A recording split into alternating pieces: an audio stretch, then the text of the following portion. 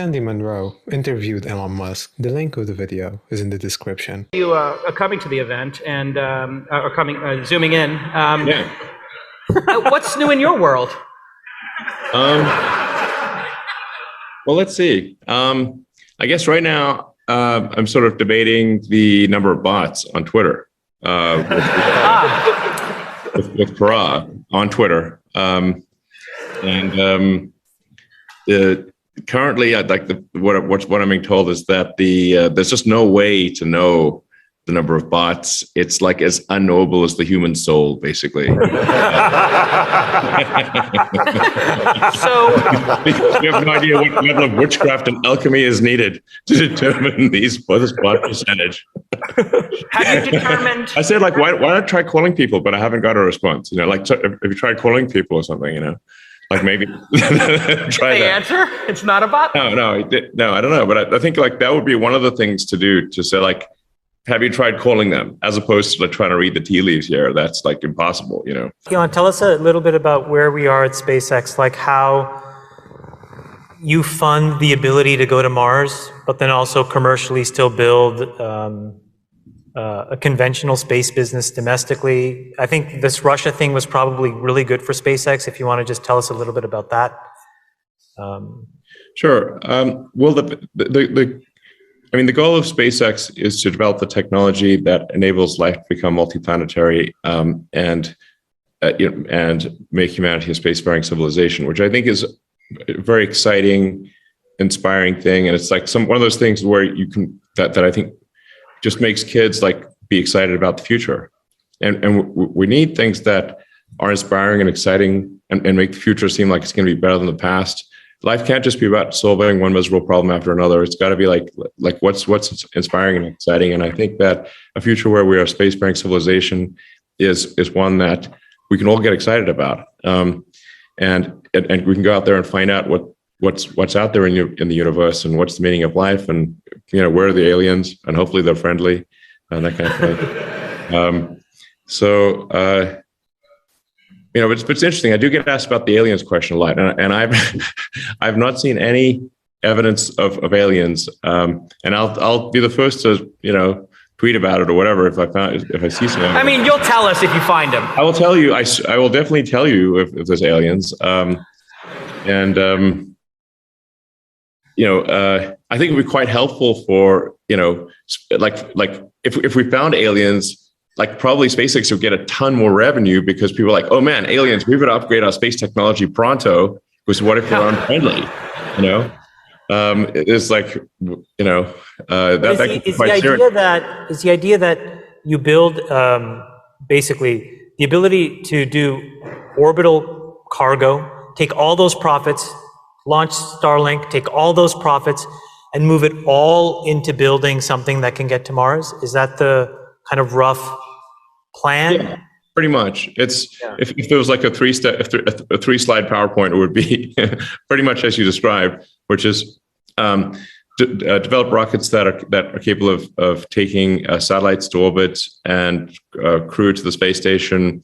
You know, basically servicing government and commercial space launch needs. And then build a global communication system in space that obviously it does a lot of good for Earth, but by providing internet connectivity to the least served. Because a satellite system is really great for remote locations and, you know, countryside or remote islands or places where someone's trying to cut off their internet.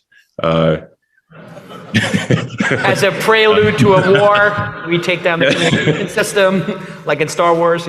Yeah. So it's like, you know, so it can be pretty helpful. Like I think like Starlink basically I think is a sort of forceful good in its own right by providing connectivity to the least served, or where they've got either no connection or a very expensive or poor connection.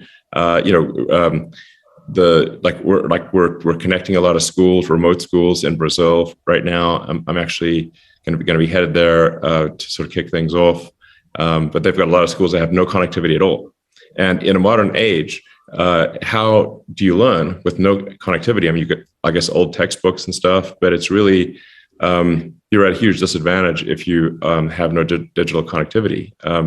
So I think there's just a lot of good that Starlink can do in it just by itself, but then the revenue generated from Starlink is what can enable the creation of a permanently crewed base on the moon, which would be the next step from Apollo, which is like, let's just not go there for a few hours and then head back. Let's have a permanently occupied like science station on the moon. And we could also build some pretty epic telescopes on the moon that would enable us to learn more about the nature of the universe and figure out what's going on and maybe detect those aliens. Do you think that there's enough profit in those businesses to fund all this, or do you need Wall Street and other investors to come share the load with you? Is going to Mars a partnership with the government? Does it need to partner with governments to get there? Well, I think technically it does not need to partner with governments, but of course, government support would be helpful.